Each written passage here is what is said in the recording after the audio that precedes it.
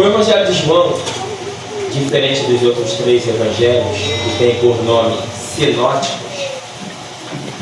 Sinóticos porque ambos contam sobre vida, nascimento, ministério de Jesus. Porém, meu irmão Guto, cada um conta de uma forma, como se nós todos que estivéssemos aqui dentro dessa igreja, desse templo, estivéssemos olhando para esta pilastra, como estamos de fato, e cada um escrevesse o que estivesse vendo dessa pilastra. Eu escreveria que estou vendo a quina, você escreveria que está vendo a lateral, e os irmãos escreveriam que estão vendo a frente. Porém, ambos estariam escrevendo sobre a mesma pilastra. Assim são os evangelhos sinóticos. Mateus, Marcos e Lucas, eles escrevem acerca do Cristo, seu ministério, sua vida terrena, como ele nasceu, como ele viveu, como iniciou o seu ministério na terra. Só que quando nós vamos ler o Evangelho de João, o Evangelho de João ele é um evangelho canonizado, só que de forma diferente. O Evangelho de João, Diácono Leandro, ele é um evangelho individualizado. Como assim? Em que sentido? Ao contrário dos evangelhos de Mateus, Marcos e Lucas, que trata do Cristo, a relação do Cristo com a sua igreja, o Evangelho de João trata da relação do Cristo com um indivíduo, cada um individual. Ele trata da relação do Cristo comigo, Cristo e eu. Ele trata da relação do Cristo com o pastor Paulo e Cristo. E ele trata da relação do Cristo com você, Cristo e você. Então, quando nós vamos ver o Evangelho de João, João, apóstolo do amor, quando ele escreve, ele fala que no princípio era o Verbo. O Verbo estava com Deus, o Verbo era Deus. E este Verbo, ele habitou no meio dos homens, se fez carne e habitou no meio dos homens.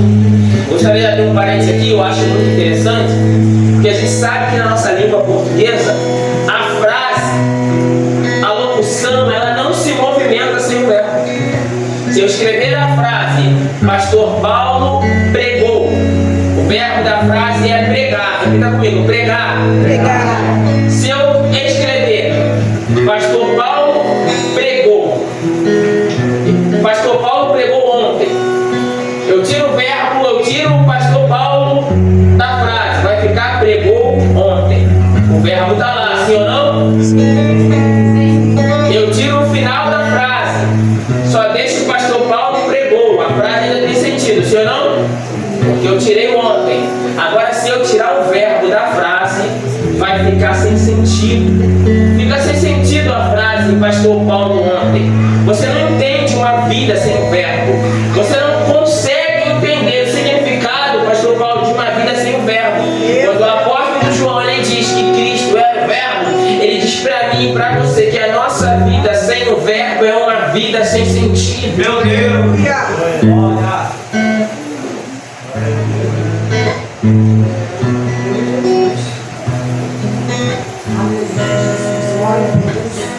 Muito interessante porque o apóstolo João do amor, ele começa falando sobre um outro João, o João Batista.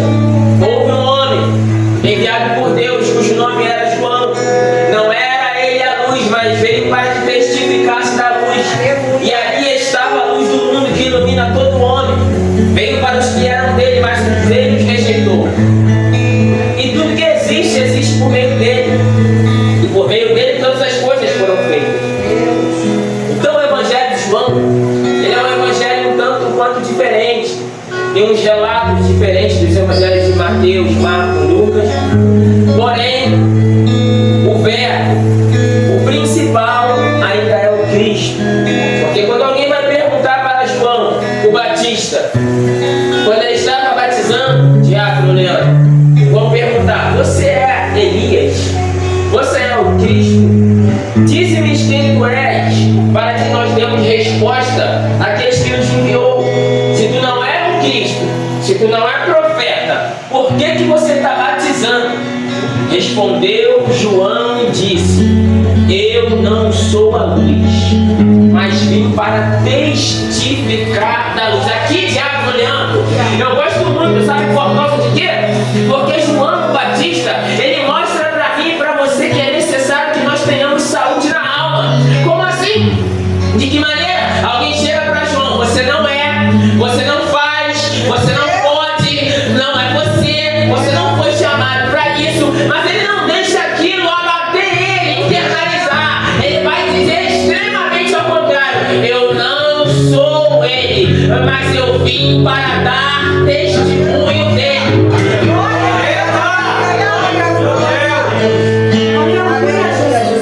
Isso aqui é interessante, porque quando alguém vai perguntar para João Batista o motivo dele batizar e perguntar a João Batista quem ele é, ele diz que ele não é ninguém, porque importa para João Batista que ele cresça e apareça que ele diminua.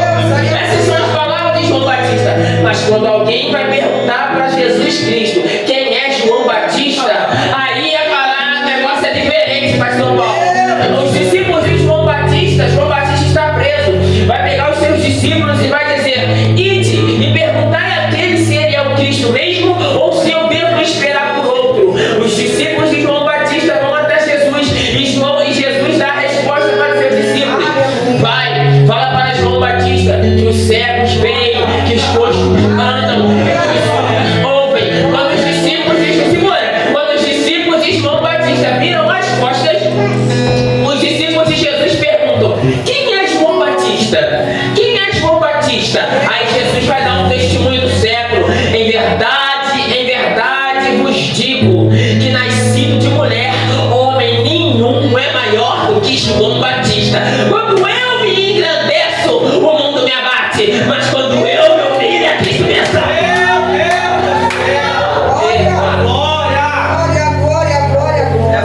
Humilhai-vos perante a potente mão de Deus, para que no seu tempo certo ele vos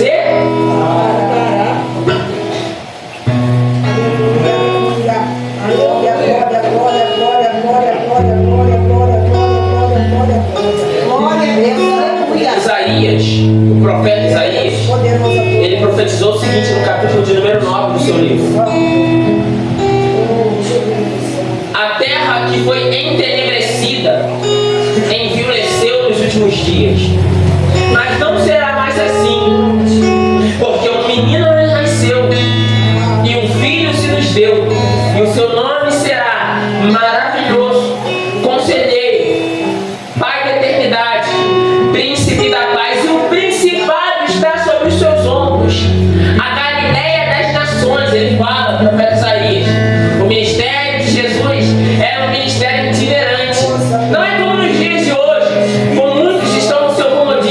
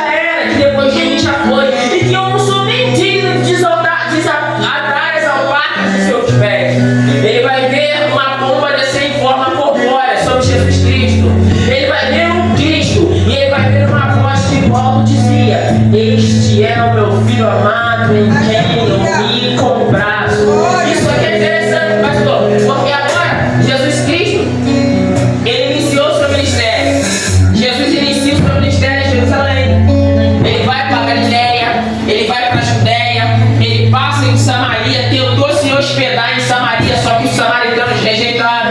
Saiu de Samaria, rodou toda a cidade, passou em Decápolis. Quando ele chega em Decápolis, ele expulsa o demônio, as legiões que haviam endemoniado na cidade de Gadareno. Então o ministério de Jesus, Tiago, era um ministério itinerante. O que me leva a conjecturar, pastor Paulo, que Jesus havia passado em Jerusalém várias e várias vezes até encontrar. Meu Deus.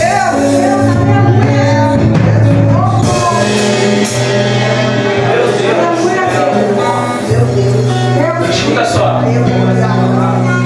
Presbítero, aconteceu com a irmã que está do meu lado. A minha situação é parecida. Aconteceu com a irmã que está do meu lado, mas comigo não aconteceu nada, Lucas.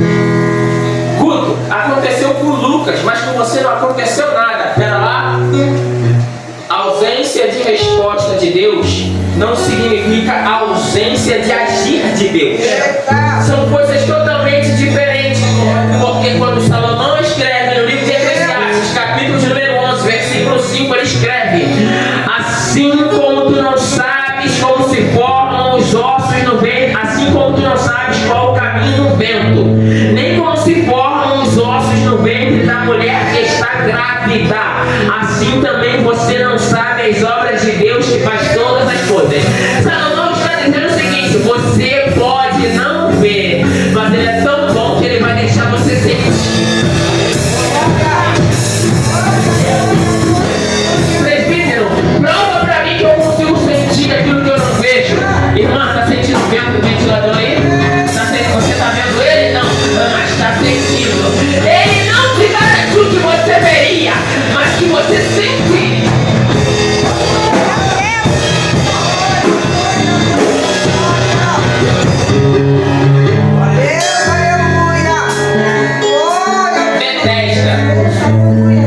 Em hebraico, casa da misericórdia. Nós vimos aqui a situação do coxo, do aleijado. Quando Jesus chega lá, pastor Paulo, é dia de festa. Primeiro ponto, dia de festa. E quando Jesus chega à beira do tanque, Jesus ele sempre foi assim. Ele faz uma leitura de ambiente onde ele chega. Igual um ambiente como esse aqui, uma igreja como essa que ele está presente, amém? Amém. Ele chega, Diácono Leandro, e faz uma leitura de ambiente, uma leitura de cenário. Ele olha para o Lucas e diz: Lucas precisa de tal coisa. Ele olha para a missionária, ele vai fazer uma separação, pastor. Ele olha para a missionária Samara e diz: ela precisa de outra coisa. Ele olha para a irmã ali e diz: ela precisa de um algo também. Assim foi Jesus, missionário, quando ele chegou à beira daquele tanque. Ele fez uma leitura de ambiente, porque o texto vai dizer que ali havia uma multidão de coxos, enfermos e rechaçados, ou seja, pessoas que não podiam andar. Mas quando Jesus chega naquele local, pastor Paulo, ele faz a leitura de ambiente, ele olha, passa o olhar e ele diz: é ele. Hoje é o dia dele. Hoje eu vim aqui por causa dele. Hoje eu me apresentei por causa dele. Hoje eu me fiz presente por causa dele.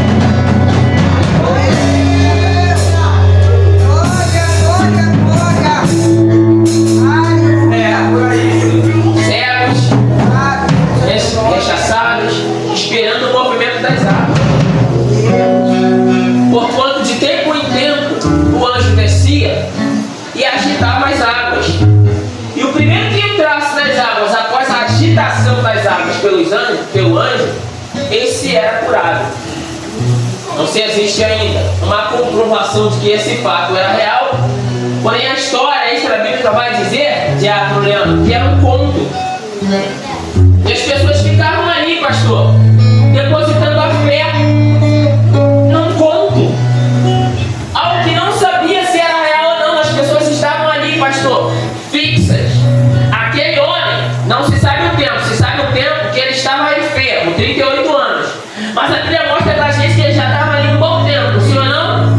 Focando naquilo que não poderia resolver o seu problema. Ei, quanto tempo você vai ficar com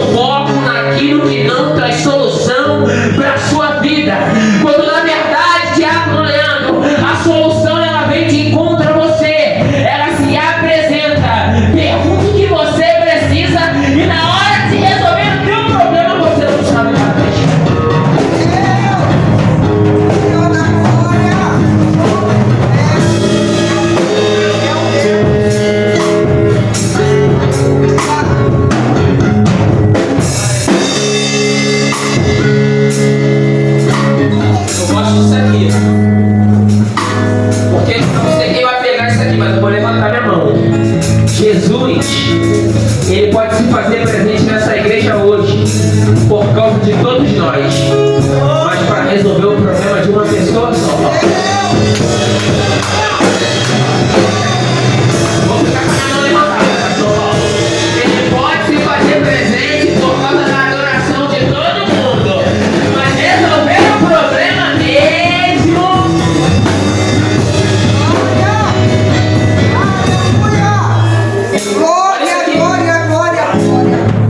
Lucas, a Bíblia diz no versículo de número 3 que havia multidões de enfermos, não era só aquele homem.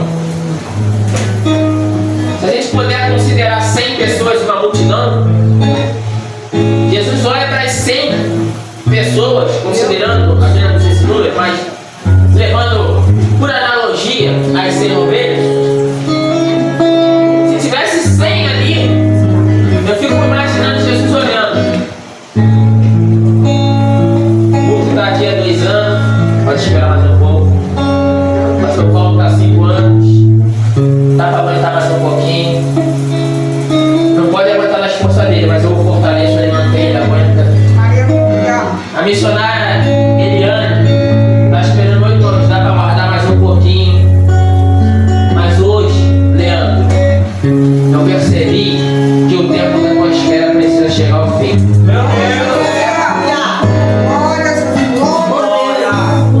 Me pergunte por quê? Eu gosto daquele assim, mas por quê, pastor? 38 anos, enfermo, aleijado, não conseguia andar. Entenda uma coisa, existem enfermidades que elas trazem, pastor, elas nos forçam a fazer uma parada temporária, missionária Samara. Se eu pegar um resfriado muito forte, provavelmente eu vou ficar uma semana sem ir para a igreja. É uma enfermidade temporária, sim ou não? Se eu pegar uma gripe, se eu pegar como teve aí a pandemia, o Covid, era uma enfermidade temporária. Te força a dar uma parada por um momento. Você fica meio cabisbaixo, para baixo, toma um remédio, melhora, mas retorna às suas atividades. Agora, a enfermidade daquele homem era uma enfermidade permanente. Eram 38 anos no mesmo estado. O que veio a trazer para aquele homem, provavelmente, pastor Paulo, danos psicológicos, danos financeiros e danos sociais. No que diz respeito a danos sociais, a lei de Moisés proibia que os aleijados entrassem no templo. Então aquele homem não podia estar aqui do jeito que você está, cultuando, apertando a mão do seu irmão, dando glória a Deus, por conta de uma incapacidade física que ele tinha. Ou seja, no quesito social, ele não podia socializar com outras pessoas, porque a lei assim o proibia. Jesus Cristo, quando ele vem, ele diz para os seus discípulos: eu não vim para anular a lei, mas eu vim para cumpri-la. No que diz respeito ao financeiro, escuta, tá todas as áreas da vida aqui, Diabo Leandro. No que diz respeito ao financeiro, o camarada era aleijado, ele não conseguia trabalhar. Então, o camarada que era aleijado naquele período, ele estava fadado a pedir esmola. Lembra do cego Bartimeu à beira do caminho, pedindo esmola? Então ele não conseguiria pedir esmola. Agora, no quesito psicológico,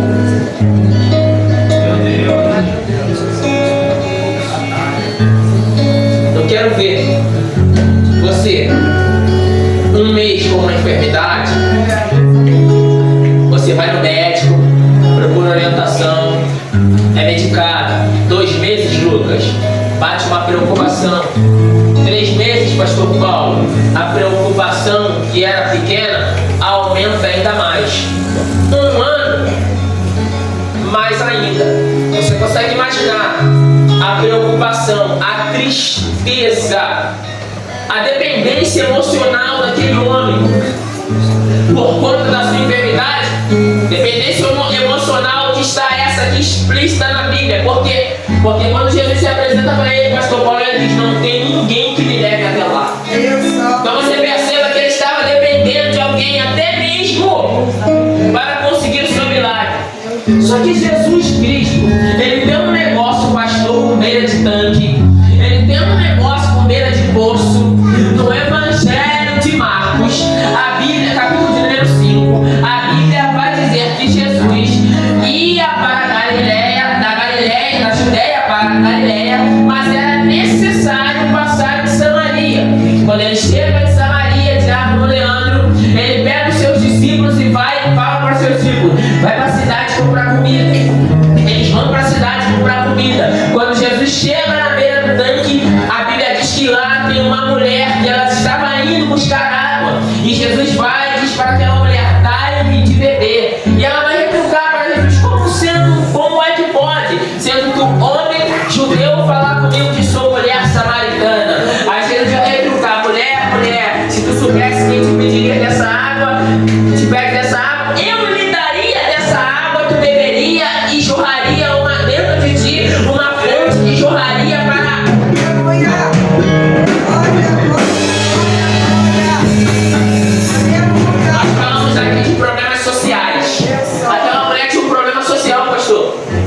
Porque Jesus pergunta, vai lá e chama o teu marido.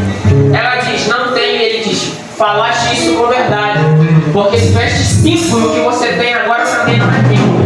Eita, vejo que você é profeta. Olha a palavra, vejo que você é profeta. Quando a gente faz, pastor Paulo, a comparação desses dois textos, nós conseguimos enxergar o quê? O foco do problema. Qual é o foco do problema? Daquela mulher era a questão social dela, daquele homem era a questão física. Jesus, quando ele resolve o problema da mulher, ele não toca na beirada, ele não resolve o problema pela beirada. Jesus, quando resolve o problema daquele homem missionário Samara, ele não resolve só o problema social. Jesus, para resolver o problema, não vai na beira, ele vai na fonte. É por isso que ele tem um negócio com fonte. O negócio de Jesus é resolver a fonte do problema, matar ele na raiz, matar com raiz.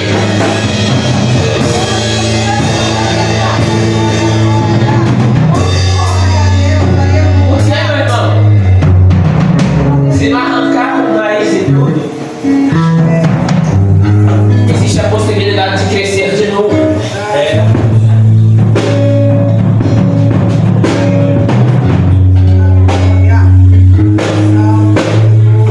Olha que situação. Quero trabalhar, mas não posso.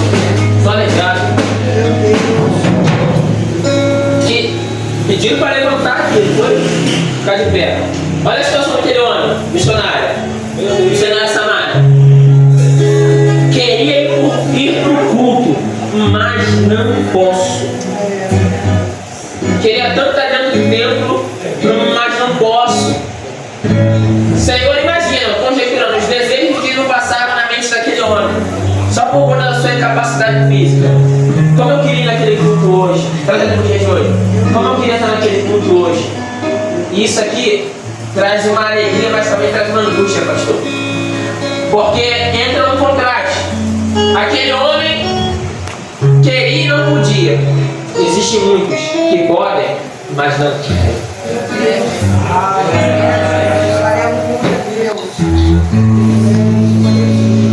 E Jesus vendo este deitado, sabendo que ele estava naquela situação há muito tempo, me pergunta: queres ficar são?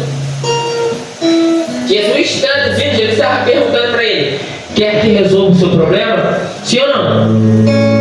Quer que Jesus resolva o seu problema? Quer que Jesus resolva o seu problema? Não é por força, meu irmão, e não é por violência. Jesus observa o camarada, pastor. Está vendo que ele olha a pergunta? Se nós trouxéssemos para o dia de hoje, seria até meio constrangedor. O camarada está ali, ele é aleijado, pastor. Me chega alguém e pergunta para ele: quer andar?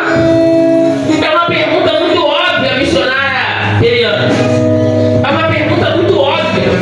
Você perguntar para alguém que manca, para alguém que está de cadeira de roda, se essa pessoa quer andar. Óbvio que o desejo, a resposta dela vai ser que sim. Mas aí é que está, missionária. Jesus está prontinho para fazer. Ele sabe o que você precisa. Ele quer fazer, mas ele quer ouvir a sua boca. Ele quer participação. Ele quer que você confessa. Prefeita, vem próximo. Onde é que está escrito isso? Pedir, pedir. E dar-se-vos-á. Batei, e abrir-se-vos-á. Ei, entenda uma coisa. Jesus, ele é um ser muito mais reativo do que ativo.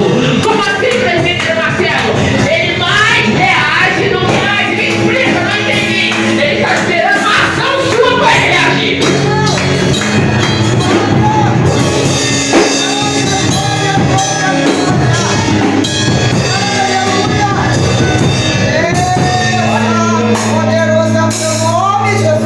Isso é tão bíblico quanto científico. Meu Deus! Por quê? Primeiro a gente viu, toda ação gera uma reação de igual proporção ou maior. Meu Deus! Pastor Paulo, Diácono Leandro, proporção, reação na mesma proporção. Reação na mesma proporção. Lucas, é eu te dar R$1 e você me retribuir com R$1. Só que Jesus não gosta de empatar, não, pastor.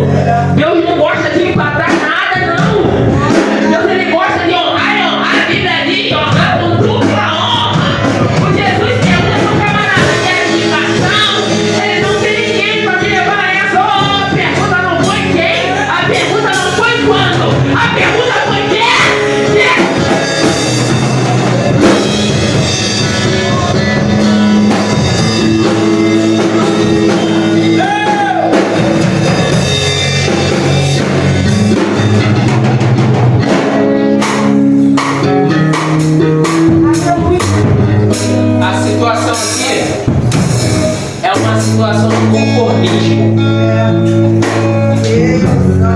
Ah, eu tô assim, eu nasci assim, eu vou morrer assim. Meu Deus! Não tem jeito, tô conformado. Pegou. Se eu tô dessa maneira, se é assim, então eu vou ficar desse jeito mesmo. Aí me vem Jesus, andando pela cidade, paz, dia de festa. Aonde? No tanque de Betesda. Significado: Casa da Misericórdia. Está tendo uma festa, pastor Paulo. Uma alegria ali, uma alegria para uns, tristeza para outros, no mesmo ambiente, pastor Paulo. No mesmo ambiente de festa, diácono Leandro, tem gente feliz e tem gente triste. Mas como Jesus ele não gosta de ver ninguém triste, quando ele chega no ambiente, ele faz a leitura do ambiente, Lucas. E quando ele olha para aquele homem, Jesus olha para o interior daquele homem, pastor Paulo. O texto diz que ele vendo aquele homem deitado, sabendo que ele estava há muito tempo naquela situação. Isso aqui me espanta, porque aquele camarada está ali há 38 anos. Jesus ainda tinha seus 32, 31 anos. A Bíblia vai dizer que ele é enfático dizer, sabendo que ele estava ali há muito tempo. Ou seja, quando ele estava ali, Jesus nem nascido era ainda, pastor Paulo. Mas aí, rapaz, aí, João Batista ele escreve aqui, ó, está escrito: eis aí aquele que antes de mim já era, e que depois de mim já foi.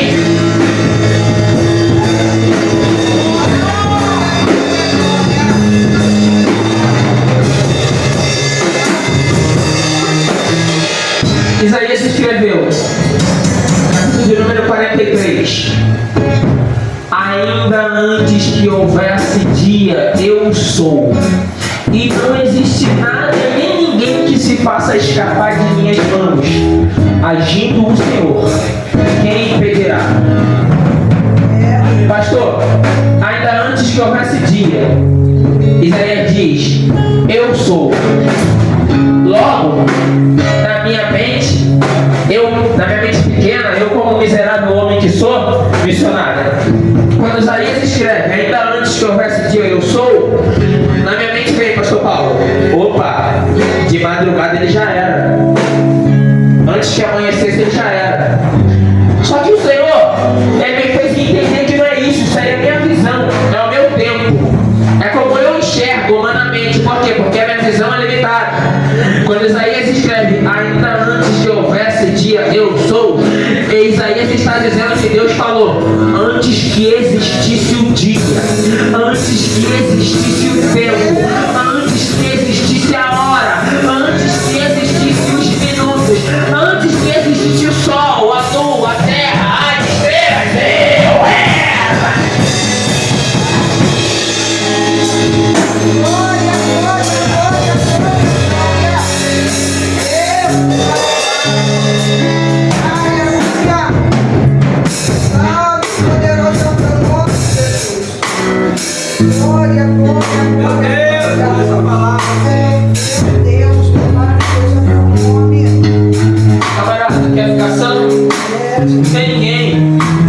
Não foi essa a pergunta. A pergunta não foi essa, a pergunta foi se você quer. Porque Jesus não vai forçar nada. Você vem por tudo como conhece. Você sabe o que você precisa. Você sabe o que te aflige. Meu Deus! Você sabe quem pode resolver. Você entra calado e sai mudo. Meu Deus! Entra mudo, sai mudo, pastor. Entra calado, sai mudo. Entra calado, sai mudo e o problema permanece. Mas no dia que você entrar, você dizer, Senhor, eu me rendo. Tua mão.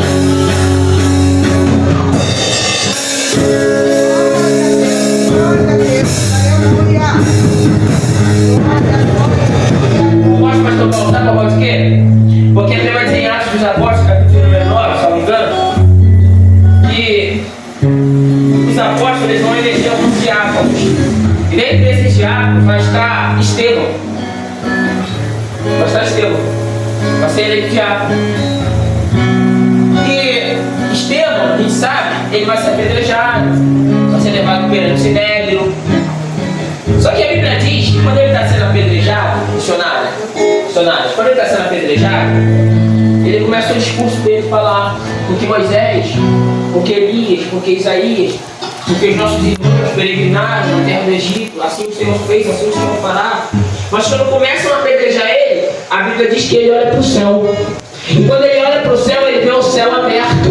Quando ele vê o céu aberto, ele diz: eis que vejo o trono do Pai e o Filho do Homem em pé à destra de Deus. Opa, pastor, pera lá, mexeu comigo.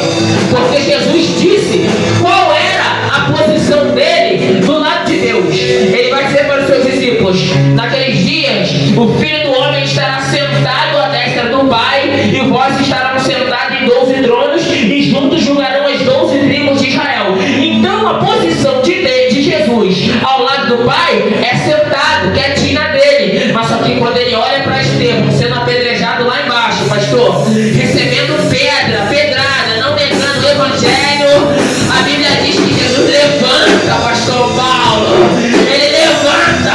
Aí o Estevão diz: Senhor, recebe o meu espírito. Eu posso imaginar Jesus levantando e falando: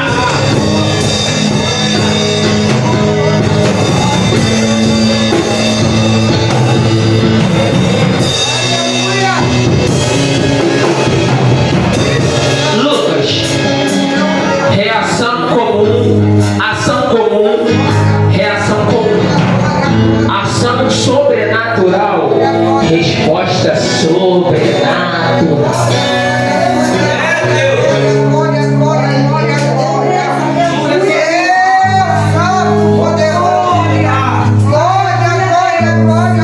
Para encerrar, versículo número 12. Aleluia, Jesus. Glória a Deus, glória a Deus, glória a Deus, glória a Deus. 12 e 14. Encerrar. Oh, seja louvado, Pai. Perdão, versículo 8 que nós lemos, e 14, para encerrar. Jesus dá uma ordem para ele: levanta, toma o teu leito e anda. Sabe que o camarada não estava numa situação confortável. Não estava, 38 anos estático. Não é bom. Jesus se apresenta para ele. A Bíblia não fala que Jesus tocou. A Bíblia não fala que Jesus cuspiu na terra e untou, como fez com o homem cego. A Bíblia não diz que Jesus rogou ao Pai. A Bíblia diz que Jesus deu uma ordem para ele: levanta. Primeira ordem, olha o verbo: levanta. Levanta, filho. Aleluia. Levanta. Eu sei que você quer, eu sei que você precisa, mas eu preciso que você reaja. Levanta. Levanta, não fica parado não. Entenda uma coisa: Jesus, ele vai guiar o seu barco, mas você precisa remar também.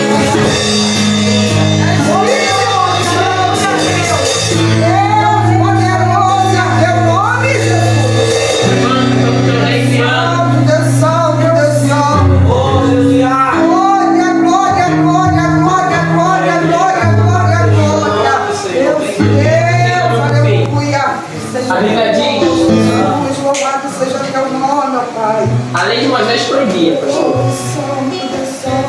de entrar o aleijado dentro do templo. Lembra do coxo do templo da Porta Formosa? Estava dentro da porta do templo pedindo esmola. Vindo Pedro e João a hora nona para a oração, ele viu os dois, espitando ele os olhos dele, e disse, esperando receber algo, pediu a esmola, e Pedro disse: eu não tenho prata, eu não tenho ouro, mas o que eu tenho eu te dou. Estende a mão, vai lá, levanta o camarada anda, volta a andar. E qual é a primeira reação dele? Já olhando: opa, a lei. Havia uma restrição para que eu estivesse lá dentro. Essa restrição caiu por terra, não existe mais. Meu Deus, é hoje, hein? É hoje. Essa restrição caiu por terra, não existe mais. O coxo, no tanque de Betesda, Jesus levanta levanta, pega o teu leito e anda. Mandou andar, pastor.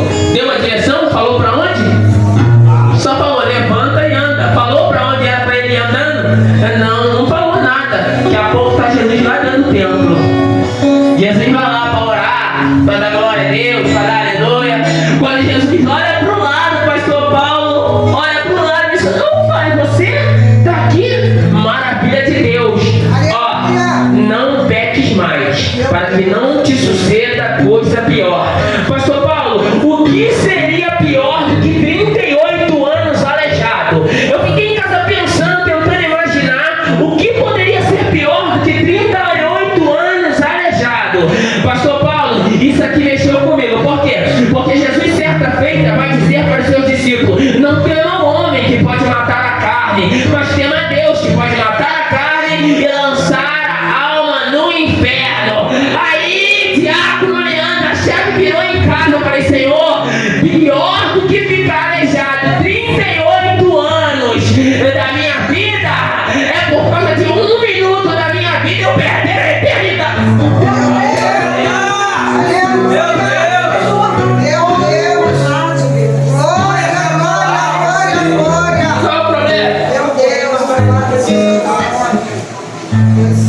Tá se arrastando, tá ruim, vai assim mesmo. Perdi o emprego, hoje não tá bom, vai assim mesmo. Tá ruim do meu lado, vai assim mesmo. Pior do que tudo isso é perder a salvação. Percebe uma coisa comigo, pastor Paulo? Todas as coisas que derrubam o homem, elas não são permanentes, elas são temporárias. O dinheiro derrubou o homem, sim ou não? É temporário, vai passar. Quando o terra derruba o homem, sim ou não? É temporário, vai passar. Por quê? Porque a ideia, pastor Paulo, é suprir uma necessidade temporária para te ludibriar e você esquecer da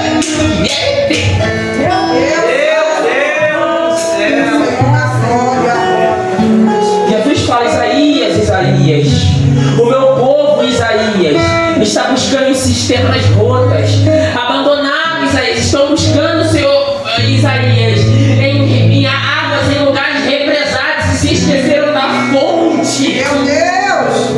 É O Espírito. Senhor da glória, aleluia! Espírito Santo, meu Deus do céu. Vai para que não te suceda coisa pior. Colocou de pé, deu a orientação para continuar caminhando. Porque, pastor Paulo, não adianta só entrar por essas portas, aceitar a Cristo, se dizer nova criatura. É necessário uma constância. Aleluia! Glória a Jesus! Glória a Deus! Glória a Deus! Aleluia! É necessário uma constância. O lugar era chamado Casa da Misericórdia. O homem, irmão Guto, estava ali 38 anos. O local é a Casa da Misericórdia. Ele diz: toda vez que o anjo desce, eu tento ir, mas não tem ninguém que me leve lá. Ninguém me leva, alguém vai na minha frente, eu sou aleijado, e recebe a bênção primeiro que eu. E é curado em meu lugar. E o local é chamado Casa da Misericórdia. O nome do local é Casa da Misericórdia. Senhor, eu tentei lá, mas não dá. Vem alguém na minha frente, passa na minha frente e é abençoado primeiro do que eu. Só que quando Jesus cura aquele homem, pastor, alguém pergunta para ele: quem te curou? Ele: eu não sei quem é não, que me curou não. O que me disse: levanta, toma o teu leito e anda. Porque viram que aquele homem estava curado e se incomodaram, pastor. Por quê? Porque quando ele foi curado era o dia de sábado. E vão perguntar para Jesus: é lícito curar no dia de sábado? É legal, está de acordo com a lei isso que você está fazendo? Jesus vai responder: meu camarada, o meu pai trabalha e eu trabalho também.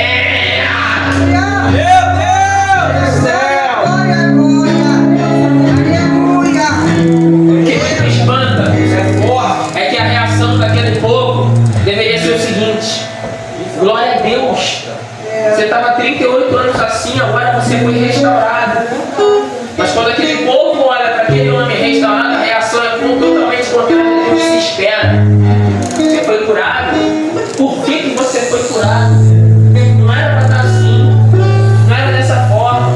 Parece que é um tipo de gente que quer ver até alguém bem, só não quer ver melhor que ele. Foi curado, melhorou, está de pé. Vai a graça que curou. Sabe, pastor? É parecido com a situação de José, quando recebeu a túnica. Entender com o Senhor é fácil. Arrumar contenda comigo é fácil. Arrumar problema com você, Lucas, é fácil. Quero ver arrumar problema com o Pai que deu para você.